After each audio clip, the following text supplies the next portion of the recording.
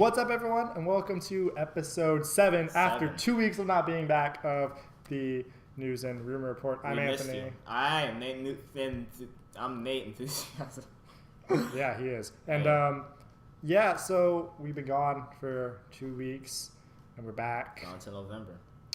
I wish. It'd be nice. There's less stress on my life. But no. It's an eventful 2 we's. Last of the transfer deadline. Transfer deadline. There were some games. There was there's some international games that are happening really today when we're recording. Yeah. And tonight. The biggest event of the transfer market happened. And no, it wasn't Gareth Bale. Don't say it. It wasn't Gareth Bale. So let's just jump right in to our transfer market recap. Are you talking about the transfer day, or do you want to start from like June 1st? We'll start from the beginning of the transfer market. We had some things that happened that were huge. Neymar went from Santos to Barcelona, which is kind of like it was like a jump of like, will he go to Real Madrid or will he go to Barcelona? Yeah. And it was like, we all knew he was going to go play with Messi. And then we had Götze sign right before the Champions League final for Bayern. And then watch his new team beat his old team. He was on the bench, right? He was hurt. Oh yeah. So he didn't even play. So we had Götze go to Bayern, Neymar go to Barcelona. We had the second most shocking move of the summer, Falcao going to Monaco. And then he's actually playing good, too, which is the funny thing. I didn't want to do that. But then again, it's Ligue 1. Yeah, but he's still balling. But, and then we had, what else happened? Oh, yeah, Monaco bought like half of Porto. Yeah. And that happened. You could spout off random players. Yeah. Cavani went to PSG. What happened? Bale finally went to Real Madrid for $100 gazillion, and with that money that Tottenham bought every player you buy in FIFA career mode. That's who Tottenham played real life FIFA career mode, and they just bought everybody. And about a month ago, we were getting on him about why, but in the end, it might work out.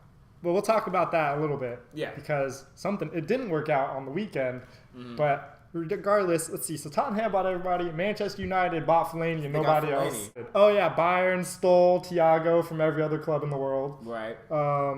Willian went to Liverpool and then to Spurs and then to Chelsea. For an ungodly amount of money. Went to Chelsea. Schürrle went to Chelsea. I like that guy. Schürrle's great. Yeah, he's really good. He has a name. You can call him Shirley, and it's funny. Shirley. Liverpool bought Sacco. Some dude, Iago Aspas. Higuain went to Napoli. So did like a bunch of other players. Pepe Reina. Mignolet went to Liverpool. That's right. Forgot about that. Josie Altidore went to Sunderland. Clint Dempsey went to Sounders. Seattle. Juan Agudelo and his back heel flick are going to Stoke City in January. And good luck. I can't really think of Roma. Did they buy anybody? No, but they're planning on selling Michael Bradley. Mario Gomez went to Fiorentina. Oh, yeah. City bought like 5 forwards and Fernandinho. Mm-hmm. How's that working out for him? Fernandinho's balling. Look at the record. That's just it. Fernandinho's balling. We had on like the last hour of transfer deadline day. It actually happened. Drum roll, please. Arsenal bought a player. Not just any player. They bought the best available player in the transfer market. Can we play Sorry for the Wait real quick? We're going to play it. For like 2 seconds. Play it in here. Sorry for the wait, man. We'll put Arsene Wenger's face up on there, too. The smile. Yeah. Have you seen that smile? No, I haven't. Oh, my God. I'll show it to you in a little bit. Okay, but they bought Bug Eyes himself. Mesut Ozil. Number 11. And people... I'm included. I'm pretty sure you're included too. It changes the whole Premier League spectrum now. It does. Everything we thought was happening could be totally different. Because Arsenal could be a top 3 team now. Yeah, we were like, they're Europa League. Maybe. But now you get one player. This is how funny it is. Spurs lose one player, add 15. They're still maybe 4th place. Arsenal doesn't buy anybody, loses 15,000 people, brings in Ozil. They could potentially win a cup. That's how good Mesut Ozil I've been saying since episode 1, no matter how much we dog on Arsene Wenger, I've been saying this. He comes out. He comes through in the end. He knows what he's doing. Yeah, he does. And just, we're going to play some Thank Me Now. You could thank me now. Go ahead. we have to. I can't tell you how happy I am. Mm-hmm. Ozil's going to, first off, be in the Premier League. As an Arsenal supporter, and secondly, I'm an Arsenal supporter, and I love it. But not even that. And just the fact that he's on Arsenal, he could have went to any team in the Premier League. I'd have been happy. That's true. He's on Arsenal. Arsenal needed him. Like, they needed a striker, too. But you didn't get a striker. You got the next best thing. The person that's going to give the striker the opportunity to score. One of the best cams in the world. He might be the best number 10 in the world. Yeah. Like, he's that good, and everyone knows it. And just if you look online at the reactions of Real Madrid players, they were pissed off. Which we'll talk about that a little later as well. Like, they got Gareth Bale, they got Isco, they got I can't remember Illerby, I don't know his name, but they got all these players, but they lost one of their most integral players. They lost their second best player. Yeah. So I mean, but Ozil went to Arsenal. I know it'll make the Premier League a lot more exciting. Now, like Twitter, Facebook of your whatever soccer Facebooks and Twitters blew up. I'd pay attention to the League Cup. I pay attention to the League Cup. Everyone knew it was happening. Yeah, but Arsene Wenger sat there and was like, "Just wait.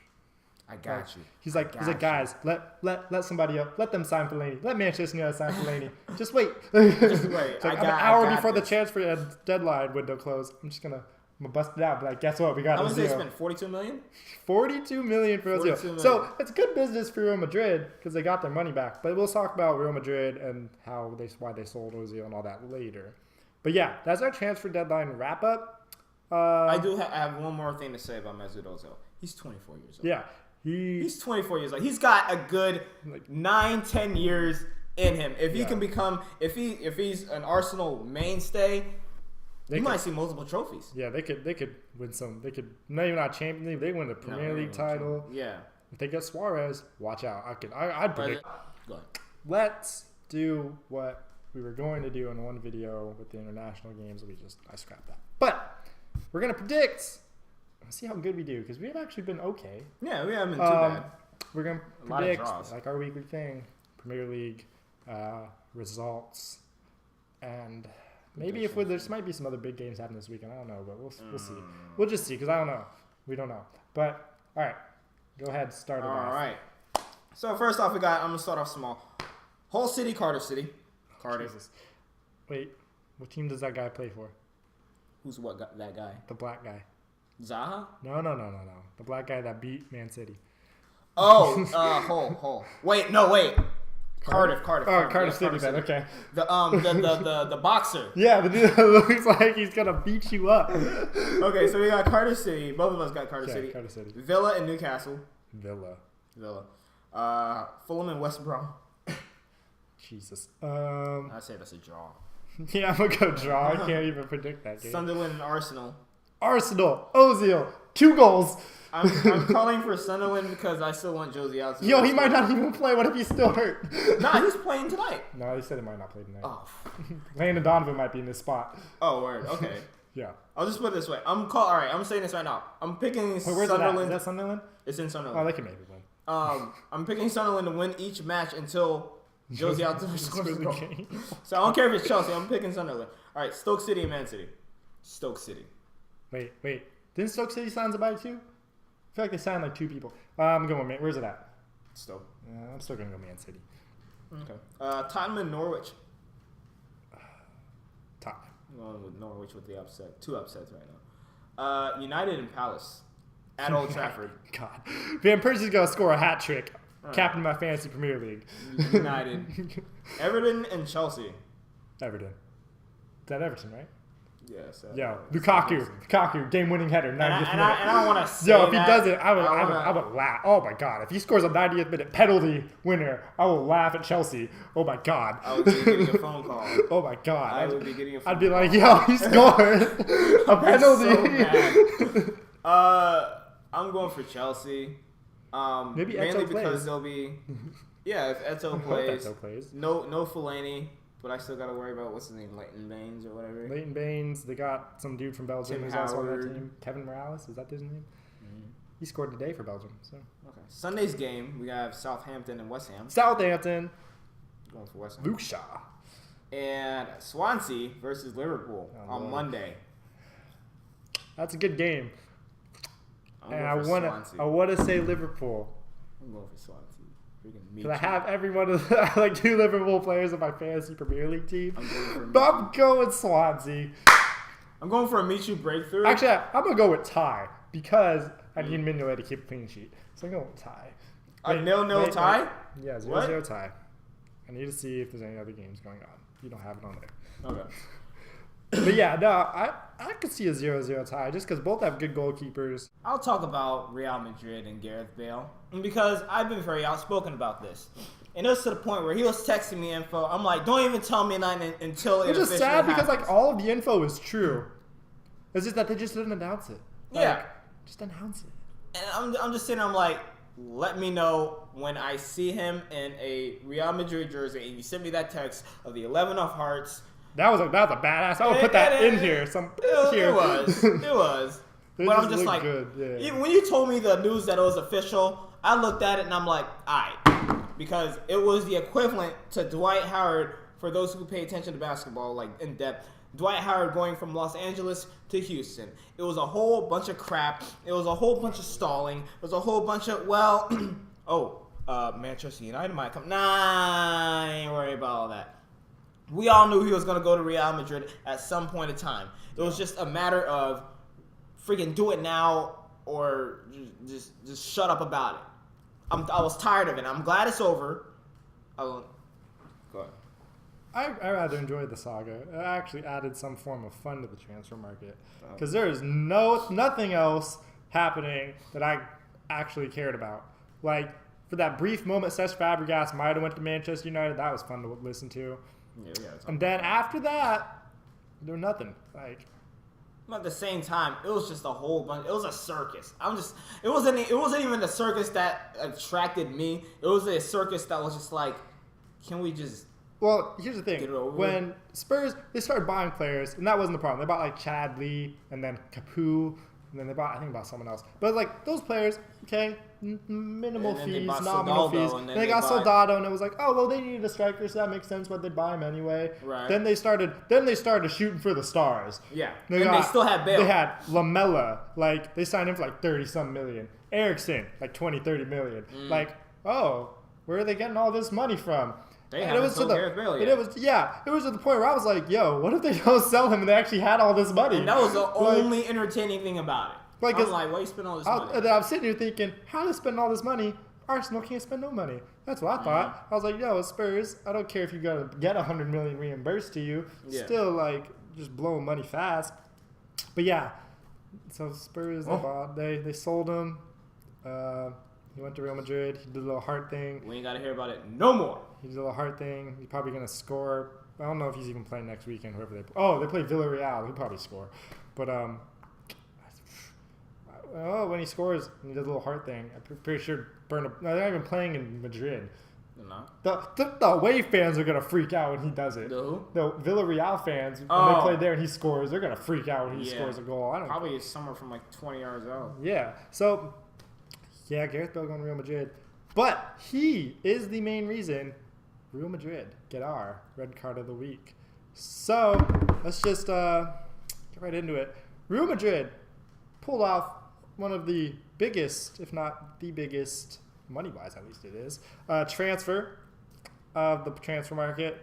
But they also did a bonehead move. We talked about it in our transfer market segment. They sold Mesut Ozil, the bug eyes. You'll see everything. You know what's the funny thing? He saw it coming. He knew. He was like, I see it. But the thing is, like, every time we talk about a red card of the week, the more we talk about it, the more it makes sense to me. But this doesn't make sense. It doesn't make sense.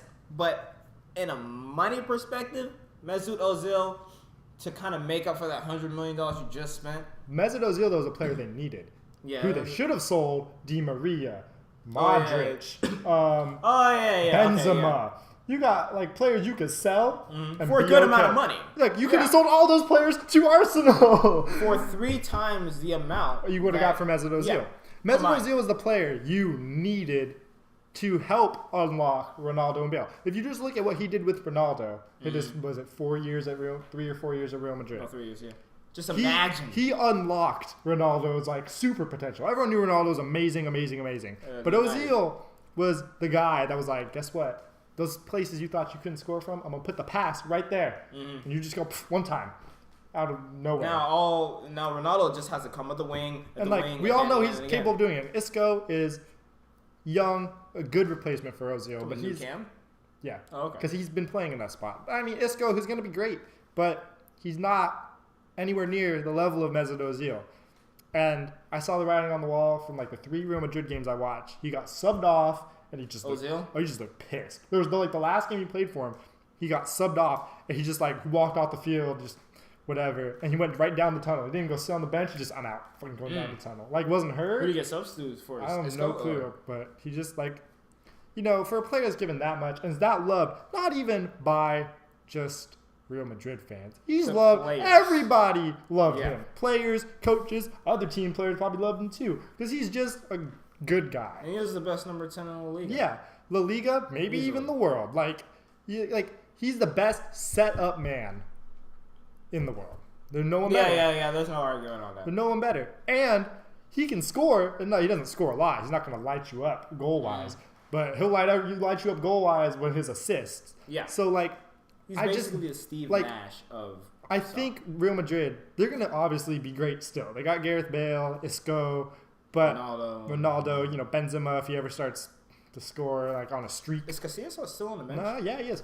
But they still got, Sergio Ramos, Xabi Alonso going to come back from his broken leg and still be 50 years old and be balling. Hey, man, that guy's a baller. Kadira, they got him. They got all these great players. Mm-hmm. But the one player that I think was just he was the only other important player than Ronaldo was Ozil. Right. And that's what I love it as a Arsenal fan. We got him. He's here. But you sold I'll just put it this way. The engine. This is an iPhone. Okay? Ronaldo is the iPhone. Ozil is that A4 chip that's in there. Yeah. Without that A4 chip. He's pulling all the strings in midfield. He's making the passes. And he has every skill set you want in the number 10 cam position. Yeah. He's not the fastest, but we all know. If you can see. We make jokes about it every day of our lives. But there's no doubting his legit field vision is just ridiculous. He sees goals, 5 goals ahead of what he already passed. QB vision in Madden 6 years ago? If you ever played Madden, was it 06? Yeah.